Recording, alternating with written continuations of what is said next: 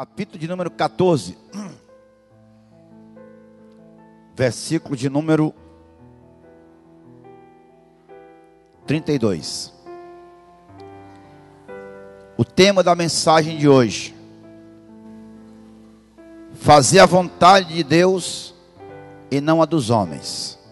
Amém? Tema: fazer a vontade de Deus e não a dos homens. Marcos 14, 32 diz assim: então foram a um lugar chamado Getsêmani, e ali chegados, disse Jesus aos seus discípulos: assentai-vos aqui, enquanto eu vou orar. Santo Deus e eterno Pai, caia sobre nós o teu Santo Espírito.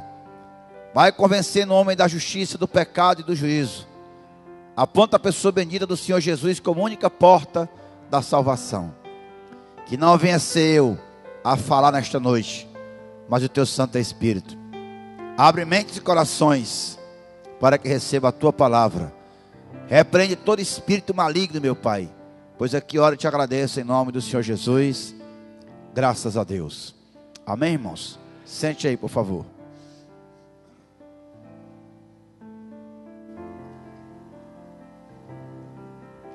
Glória a Deus. O Senhor Jesus junta-se aqui aos seus discípulos, alguns deles, e vai o quê? Orar. Amém, irmãos? O Senhor Jesus vai orar. Mas se o próprio Senhor Jesus separa o momento para orar, para falar com o Pai, por que é que alguns de nós não fazemos isso? Se o próprio Cristo aqui como homem separa um momento para orar ao Pai, e por que é que muitos de nós levantamos de manhã não oramos, passamos o dia não oramos, vamos nos deitar não oramos, e quando vem para a igreja também não ora? É ou não é, irmãos? Porque quando chega no momento de oração, tem muitos que não oram. Você olha para a pessoa, ela está com o olho aberto, olhando, só Deus sabe para onde. E nós sabemos que orar, o significado da palavra orar é falar com Deus. Amém? Então aqui o Senhor Jesus foi falar com Deus. Foi falar com Deus. Foi orar a Ele. Pediu que os discípulos se assentassem ali. Versículo 33 ele diz: e levando consigo a Pedro, Tiago e João, começou a sentir-se tomado de pavor e de angústia. E lhes disse: a minha alma está profundamente triste até a morte. Ficai aqui e vigiai. Amém? O Senhor Jesus estava dizendo que ele estava angustiado, que tinha pavor. E diz aqui também que a alma dele estava profundamente triste até a morte. O Senhor se angustiou. O Senhor se angustiou porque ele sabia os terrores que ele iria passar. Porque o Senhor é conhecedor do coração dos homens. Quando Davi pecou, e o profeta Natã perguntou para Davi: tu queres cair na mão dos homens ou na mão de Deus?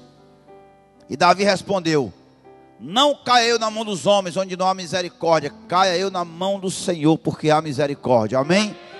Então o Senhor se angustiou, profundamente angustiado, e ele pediu que os discípulos ficassem ali com ele, vigiando.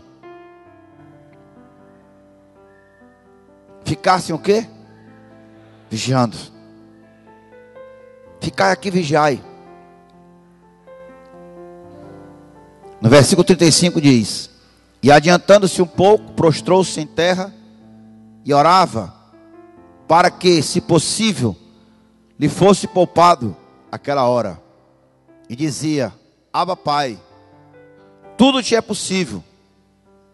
passa de mim este cálice, contudo não seja feito o que eu quero, e sim o que tu queres, graças a Deus. Ou seja, o Senhor sabia que tudo aquilo que ele iria passar estava escrito, mas ele diz: Pai, eu sei que tudo a ti é possível, mesmo que esteja escrito, o Senhor pode reescrever, mas não seja feito o que eu quero, mas o que tu queres. Amém? Irmãos, quando nós crucificamos a nossa carne, quando nós cumprimos o que a palavra fala, que aquele que perder a sua vida ganhará, quando nós nos colocamos na condição de servos, então a gente chega nesse estágio aqui. Tudo que a gente for orar, tudo que a gente for pedir, a gente pergunta primeiro: se for da tua vontade. Amém? Porque aqui não tem dúvida. Dentro do entendimento, qual era a boa vontade?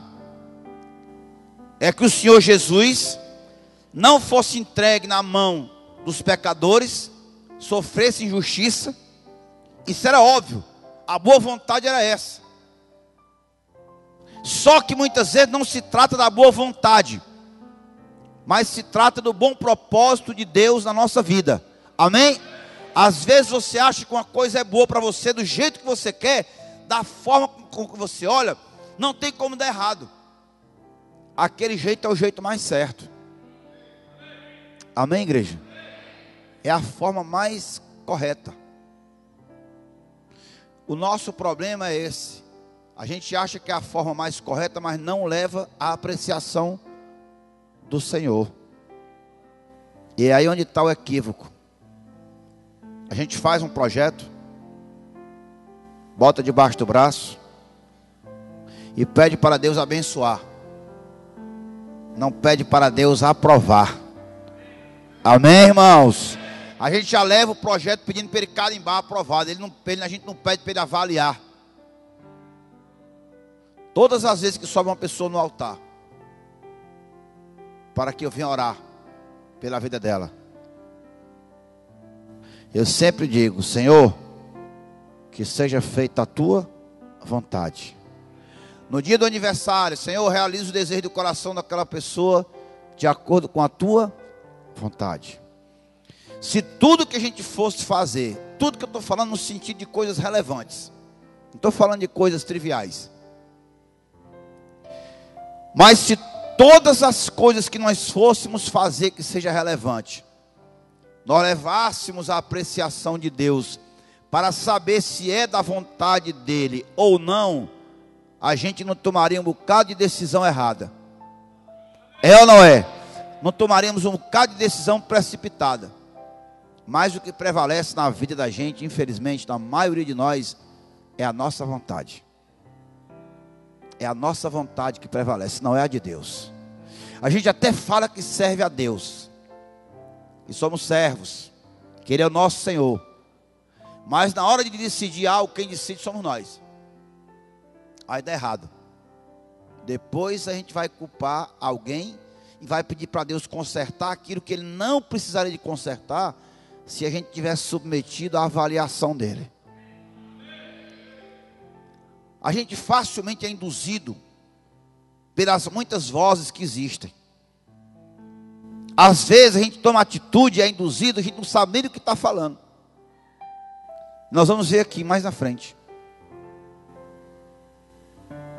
Então, irmãos, o próprio Cristo disse: se for possível, me poupa dessa hora. Você vê que ele fala, e ele diz que ele sabe que, ele diz aqui, ó, no versículo 35, eu vou repetir de novo. E adiantou-se um pouco, prostrou-se em terra, e orava para que, se possível, lhe fosse poupar daquela hora.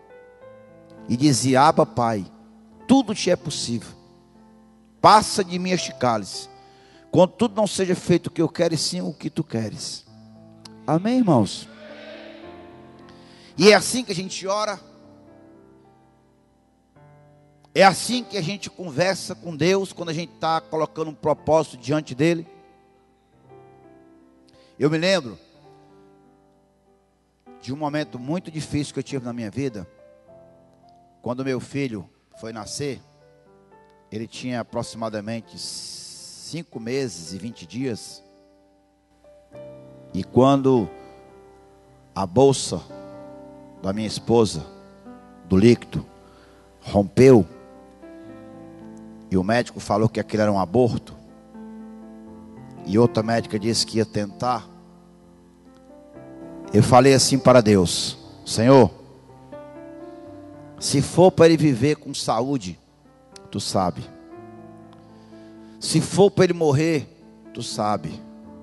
Se for para ele ficar vivo, doente, tu sabe. Eu não vou te pedir absolutamente nada. Eu não pedi nada a Deus. Amém? Eu não pedi nada. Vai que eu peço para ele ficar vivo e não era esse o propósito que Deus queria, e eu fico insistindo e Deus deixa ele vivo com a sequela. Será que eu ia aguentar? Não sei.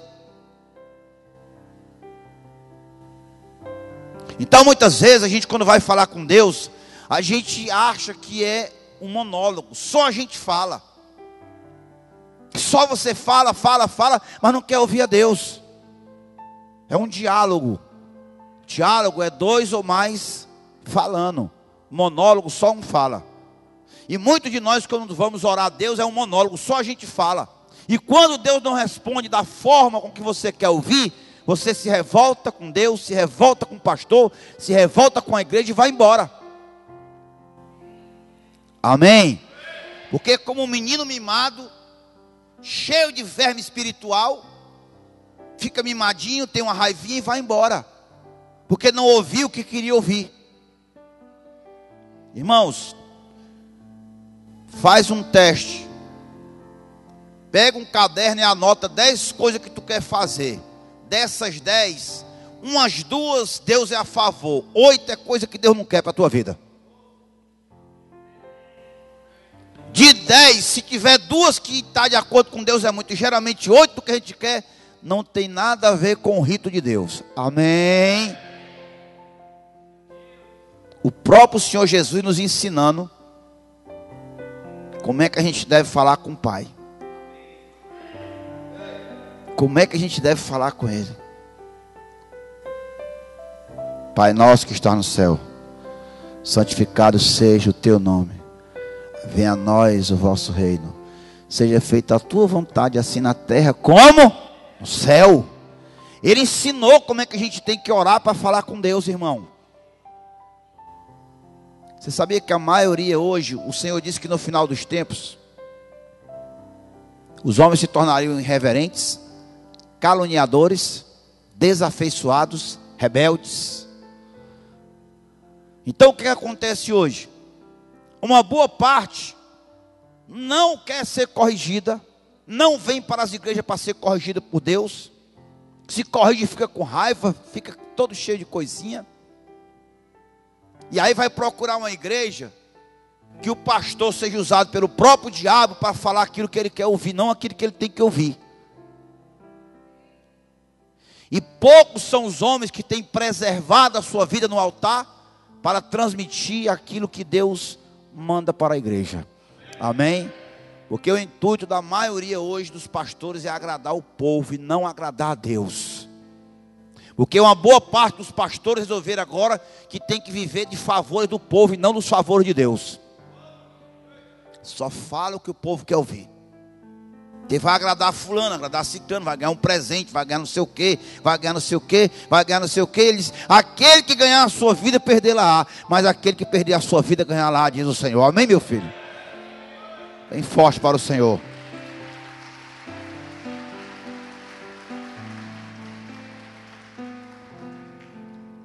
Versículo de número 37.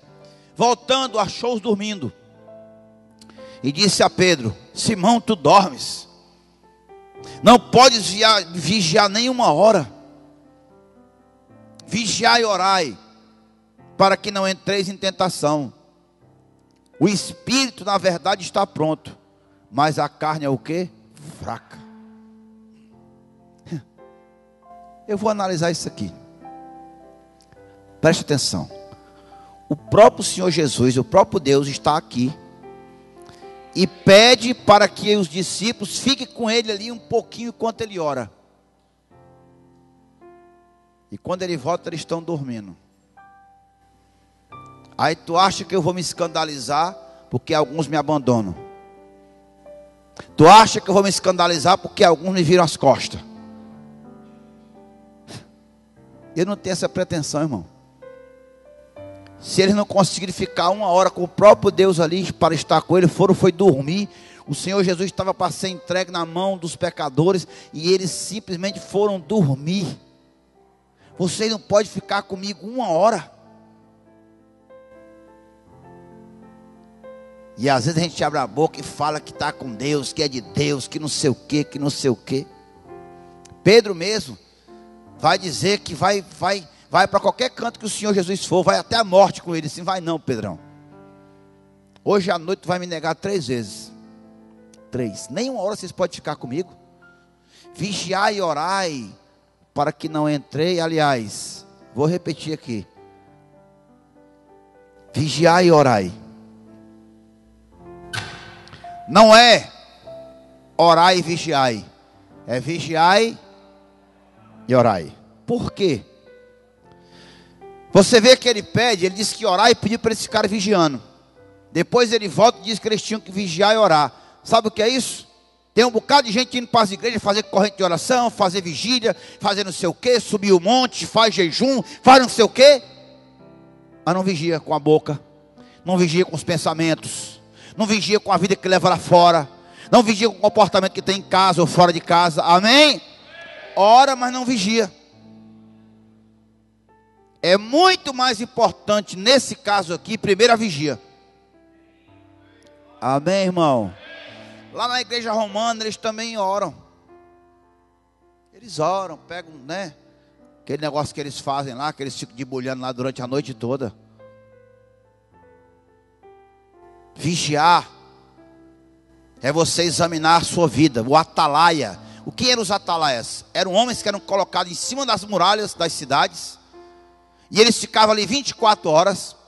E quando eles viam o inimigo se aproximar, eles davam um grito, tocavam a trombeta e avisavam para a cidade que tinha tropa de inimigos vindo. E temos que ser na nossa vida como um atalaia. Nós temos que vigiar, irmãos, com a nossa vida. Vigiar as ações que nós temos tomado e a ação do inimigo. Vigiar. Saber o que a gente anda fazendo. Se está de acordo com o que a gente tem lido. Você acha que é fácil viver como cristão nessa terra? Você sabe que não é fácil, eu também sei que não é.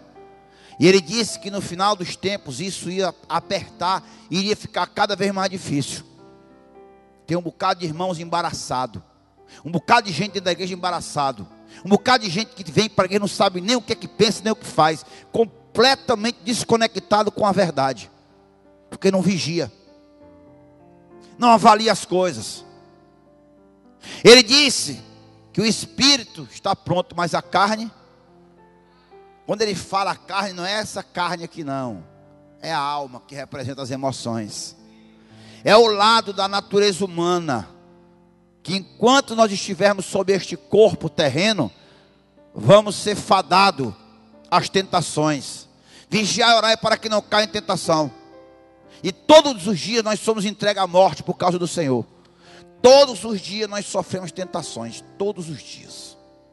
Todos os dias você é tentado a mentir. Sabe aquela mentirinha que Satanás inventou? A mentirinha santa. Aquela pessoa que liga para você e você manda dizer: diga que eu não estou. E você está do lado. Não tem mentira santa, porque a mentira é do diabo. O diabo não é santo. Como é que é a mentira santa? É você dizer que ama uma pessoa e não ama, você odeia ela. Mentira.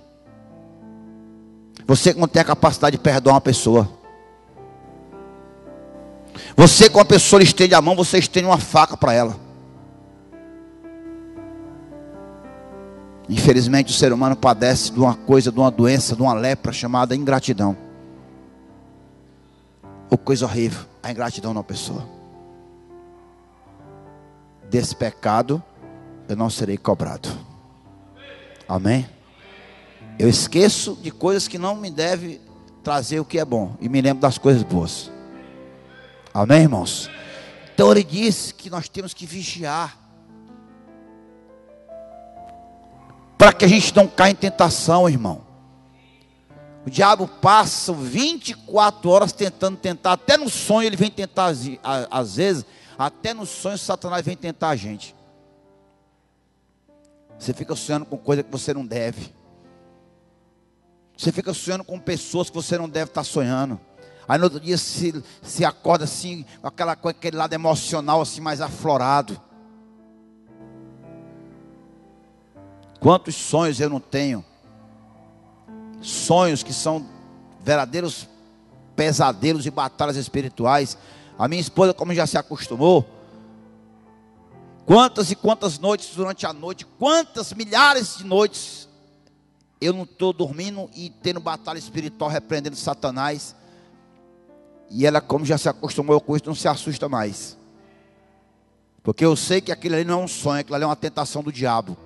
E eu repreendo mesmo em sonho, porque a gente tem que estar ligado 24 horas em espírito. Amém, irmãos? Tem que estar ligado. Se a gente não estiver ligado, a gente cai. Por que muitos não conseguem se manter? Ora. Por que tem um bocado de homem que está em cima do altar e não consegue se manter? Porque não vigia. Eu tenho que ser o vigia, não da vida da irmã, porque tem uns irmãos que são vigia, para vigiar a vida dos outros. Fofoqueiro, mexeriqueiro, intrigueiro, tudo dinheiro. Vive para vigiar a vida dos outros, o que é que os outros estão fazendo, mas não vigia a própria vida. Não tem esses irmãos que são assim? Tem ou não tem? Rapaz, o que mais tem nas igrejas é esse povo. O que mais tem, aqui também tem, como em todo canto tem. Você devia vigiar a sua vida, olhar para o que está acontecendo na sua vida e deixar de apontar o dedo para os outros. Porque tem uns irmãos que são o próprio diabo para poder apontar o dedo para acusar os outros. É o santarrão que a Bíblia fala. É o tal do sepulcro caiado. Então, se você não vigiar com a sua vida, você vai cair em tentação. Você não vai se firmar na fé. Você pode até ficar na igreja. Porque tem um bocado até que fica na igreja, fica em cima do altar como pastor, mas não vai entrar pelas portas no dia que for chamado, porque não vigia. Amém, irmãos? Porque tem gente que não vigia, meu filho. Tem gente que não vigia, não vigia. Eu tomei uma decisão quando eu me converti, irmão. Deixei de andar com pessoas que me lembravam a vida imunda que eu andava. Não mudei meu telefone, não tinha na época que era o tal do Orkut, não tinha para ninguém me encontrar. Não ando com esse povo, não quero conversa com eles. Se eles quiserem ouvir uma palavra de Deus, eu tenho uma palavra de Deus para dar para eles, amém? Eu não vou em festa com eles, eu não quero eles na minha casa. Você vê que eu tenho parente que não quer Deus, então não quer Deus, não me quer. Não vai nem na minha casa. E eu digo, porque eu tenho coragem para dizer: pai, não dá certo, porque você não quer vir para o meu mundo, eu não posso ir para o seu. Não dá certo. Os meus eventos que eu faço é com os irmãos que comungam a mesma fé. Eu não posso andar me assentando com ímpio. Eu não tenho como andar com ímpio.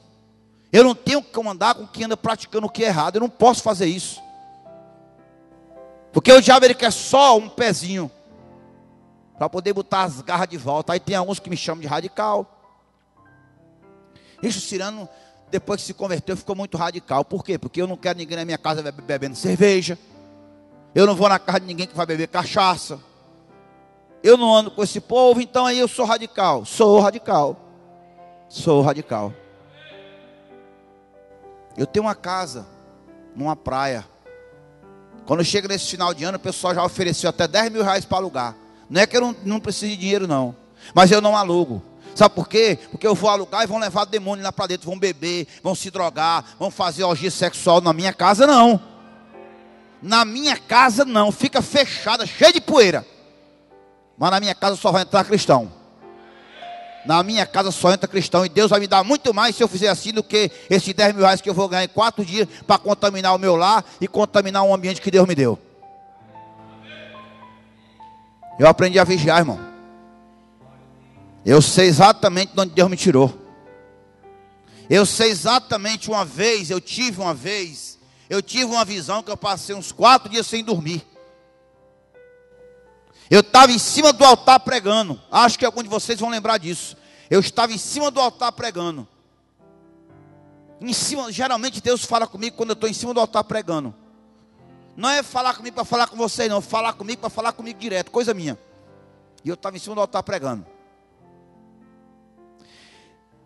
E eu via um homem em frente a uma cova.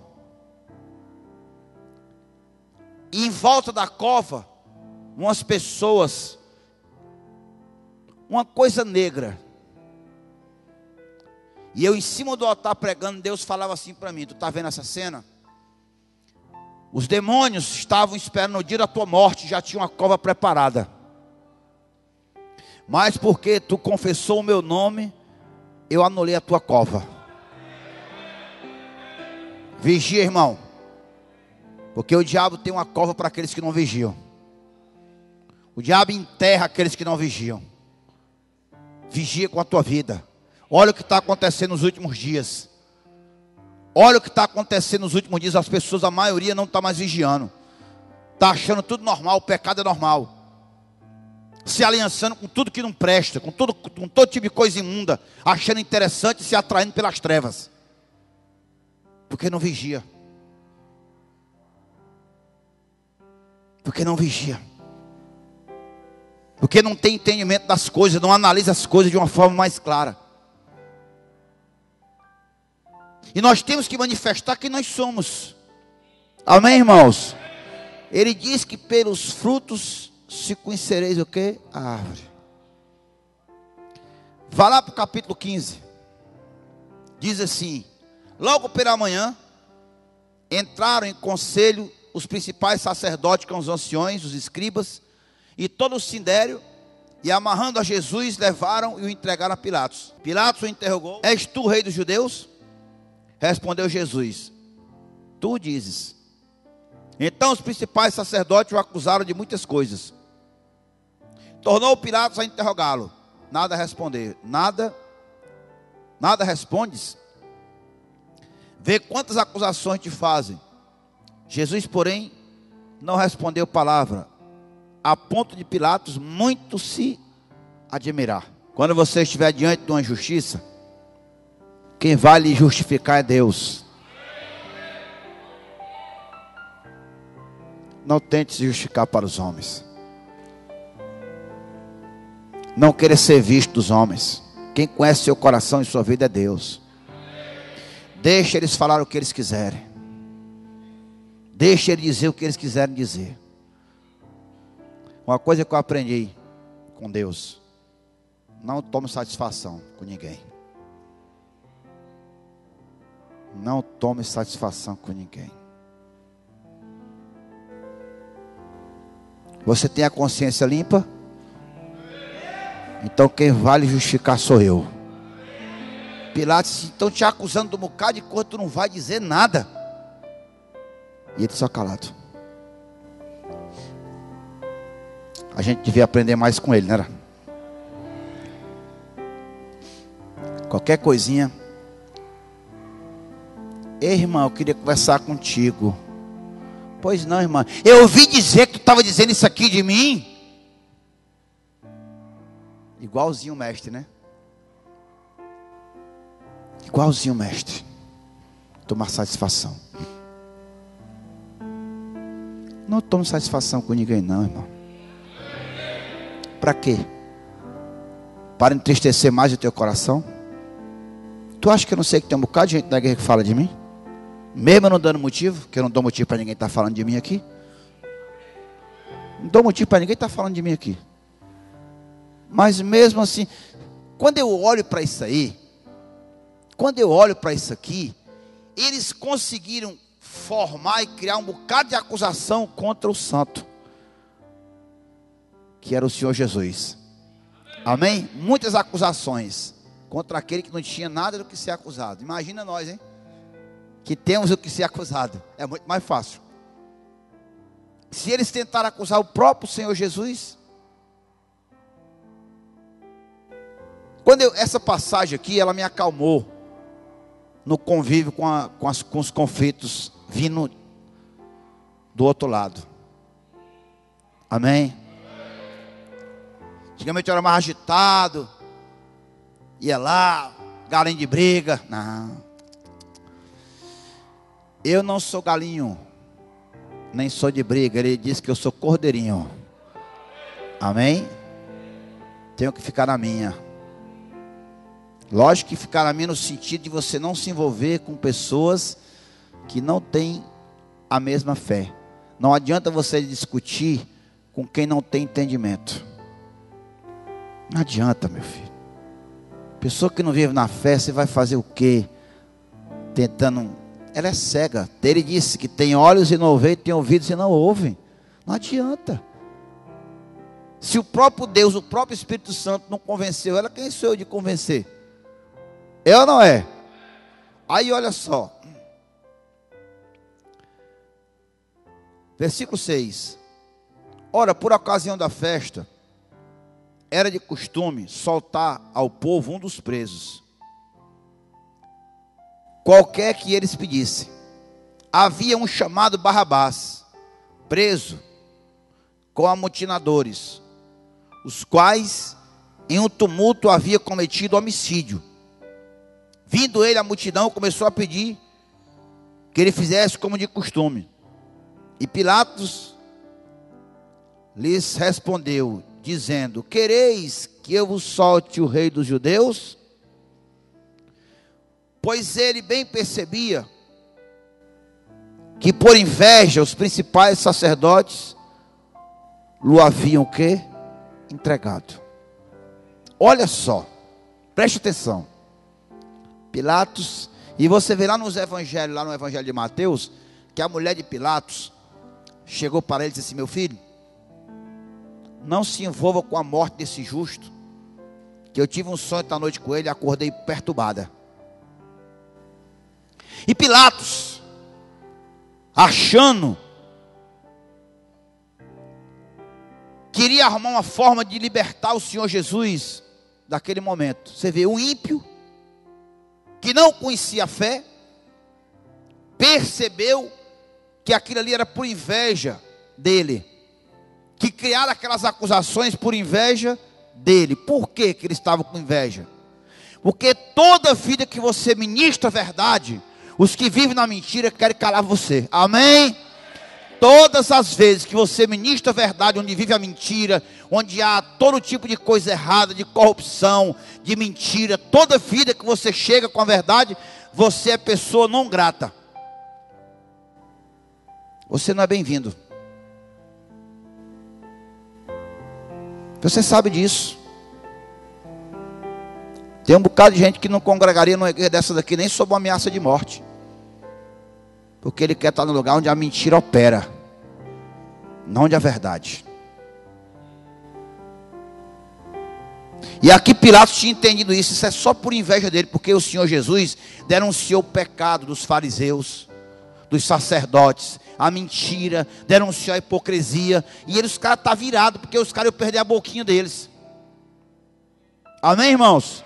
Ele está virado, porque eles iam perder a boquinha dele, porque eles escravizavam o povo com as mentiras deles. O povo na miséria, e eles lá na sinagoga, lá, meu filho, cheio de riqueza. Mesma coisa do sistema político, né? Essa corda de político vagabundo, ladrão, que não quer soltar o osso de jeito nenhum, quer roubar, escravizar o povo, até acabar com tudo. E toda vida que se levanta alguma coisa para poder mudar isso, eles inventam todo tipo de coisa para não deixar. Mas quando Deus quer, meu filho, pode se levantar o inferno todo e cai por terra. Amém? Cai por terra. Cai por terra. Então aqui Pilatos já tinha identificado tudo. Pilatos imaginou, lógico, Pilatos escolheu logo um homicida. Não escolheu um ladrão de galinha. Ele escolheu um homicida, aí botou o homicida. Vocês querem esse homicida, Barrabás, ou querem Jesus? Pilatos tinha certeza que eles iam querer Jesus. E muitas vezes o Senhor também se surpreende com a gente. Porque muitas vezes ele acha que nós vamos escolher ele e nós escolhemos o homicida. Muitas vezes o Senhor Jesus nos dá a oportunidade de escolher ele, mas nós escolhemos o homicida. E quem é o homicida? É o diabo. O homicida desde o princípio nunca se firmou na verdade, que foi o espírito que estava sobre Caim, que matou Abel. Então muitos de nós temos a oportunidade de escolher o Senhor Jesus e temos escolhido o diabo, o pecado, a mentira, a fraude. É dada a oportunidade de nós escolhermos. Mas só que você não tem coragem de dizer assim: eu escolhi o diabo e não a Jesus, não. Porque você acha que aquele adultério que você vive, não é o nome dele não é diabo, é diabo. Aquela mentira que você vive praticando lá fora, você acha que o nome dele não é diabo, é mentira, mas é diabo. Aquele ódio que você tem numa pessoa, aquela inveja que você tem numa pessoa, o nome dele é diabo. Então toda vida que você opta por essas coisas, você está optando pelo homicida. O discurso é duro, eu sei. Eu sei que o discurso é duro. Mas eu vou lhe dizer uma coisa: liberta. Liberta. A única coisa que me libertou do cativeiro foi a verdade. Por isso que o ministério que o Senhor Jesus entregou para todo pastor é pregar a verdade. E de pregar o evangelho a toda criatura, todo aquele que crê e foi batizado será salvo. Todo aquele que não crê já está condenado. Deus não me levantou, nem levantou pastor para vir brincar com o teu emocional, para vir dar profetada na carne, nem tirar o teu salário. Nos levantou para pregar o evangelho da salvação do Senhor. A oportunidade é dada, irmãos. Deus te dá uma oportunidade nessa noite de você escolher entre ele e o homicida. Se você quer continuar nessa mentira que você vive, desse pecado que você vive, então você escolhe Barrabás, o homicida, que veio para roubar, matar e destruir. Quando você escolhe viver a vida que você tem levado de pecado, você escolhe o homicida. Você não escolhe o Salvador. O diabo é o autor da morte, o Senhor Jesus é o autor da vida. O autor da vida. É o autor da vida. E nós temos a oportunidade, é dada a oportunidade. O povo teve a oportunidade, usou Pilatos, Deus usou Pilatos. Olha só, no versículo de número 11: mas estes incitaram a multidão no sentido de que lhe soltasse, de preferência, Barrabás. Mas Pilato lhe perguntou: que farei então deste a quem chama rei dos judeus? Eles, porém, clamaram: crucificai-o. Mas Pilato lhe disse: que mal ele fez? E eles gritaram cada vez mais: crucificai. Então Pilatos, querendo contentar a multidão, soltou-lhe Barrabás, e após mandar açoitar Jesus, o entregou para ser o quê? Crucificado. Você sabe qual é essa segunda pergunta?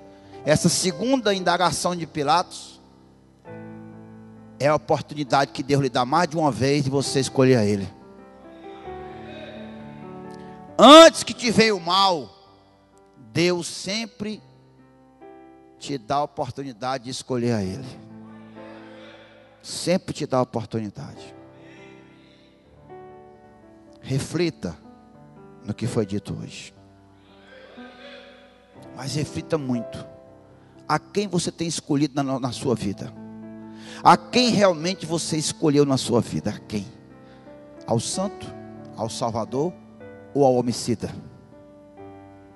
Induzido. Irmãos, nós temos que procurar ter a mente de Cristo e não a mente do mundo. Não ameis o mundo nem as coisas que há no mundo. Você tem que entender isso. Hoje à noite você tem essa oportunidade de escolher o Salvador. Pilatos foi até as últimas consequências. sinceramente, eu vou dizer uma coisa para vocês. Eu não sei bem o que é que vai ser feito de Pilatos lá, porque quem sabe é Deus. Mas ele tentou.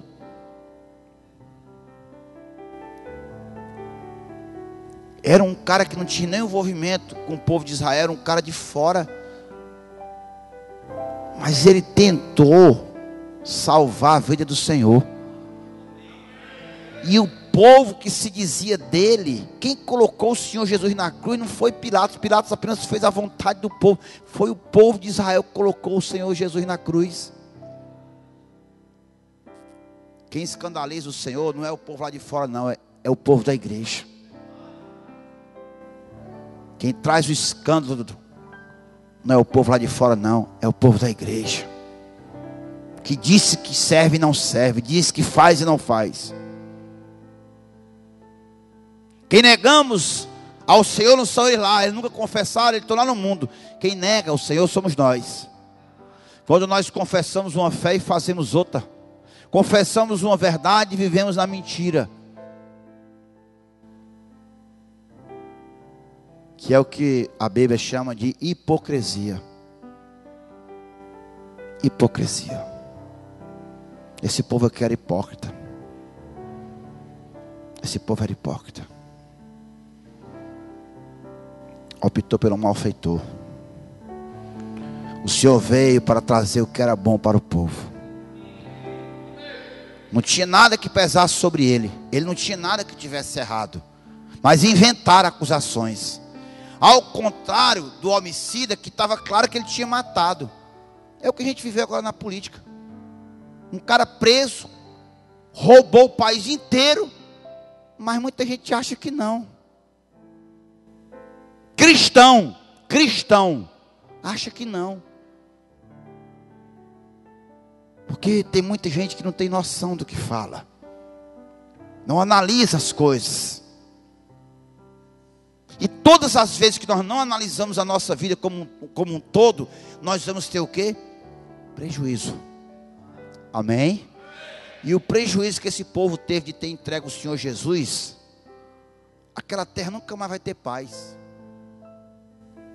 Porque foi derramado lá sangue inocente. Foi derramado sangue inocente. E os caras estão esperando até hoje a volta do Messias. Vão esperar muito, né? Estão esperando até hoje a volta do Messias, porque o Messias já veio e já está voltando para buscar a igreja. Eles não estão esperando até agora lá.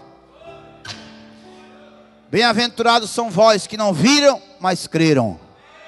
Somos nós. Somos nós. Muitos de nós aqui nunca fomos em Israel.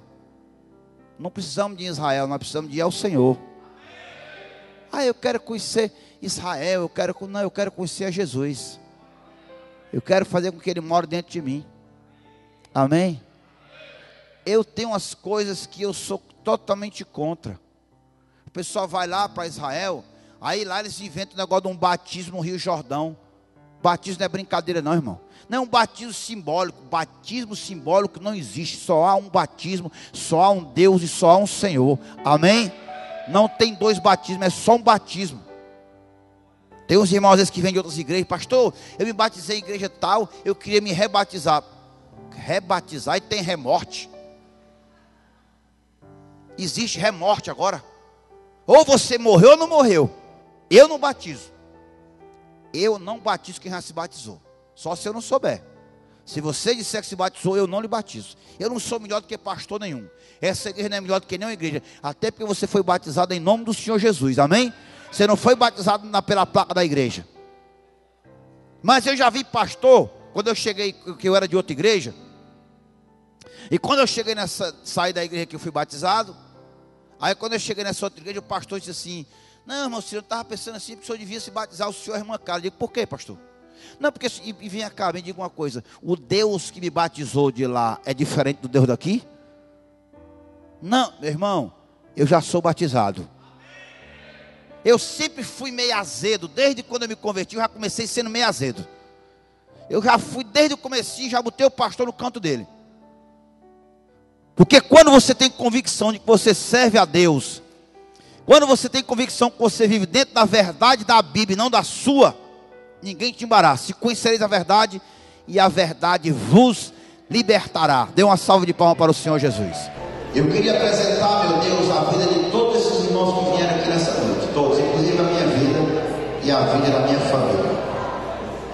Queria, meu Deus, pedir uma bênção especial para cada um deles, porque eles vieram aqui nessa noite ouvindo a palavra, ficaram aí, meu Senhor, bem quietinho, em reverência, meu Pai, a ministração da palavra, meu Deus, ouvindo com respeito, meu Senhor. E isso para ti é muito importante, meu Deus, a decência no culto. E eu peço que se algum de nós aqui não estávamos fazendo a tua vontade, mas a nossa, que tu possa nos perdoar, que tu possa nos dar o discernimento, fazer a tua vontade, não a nossa. E que todos, meu Pai, que estão aqui nessa noite, que estão sendo acusados injustamente, que estão vivendo a injustiça, que tu possa justificar eles, faça justiça sobre a vida deles. E aqueles, meu Senhor, que estão optando pelo homicida, pelo diabo, pelo pecado, que foi dada a oportunidade nessa noite, que eles venham, meu Pai, optar por ti.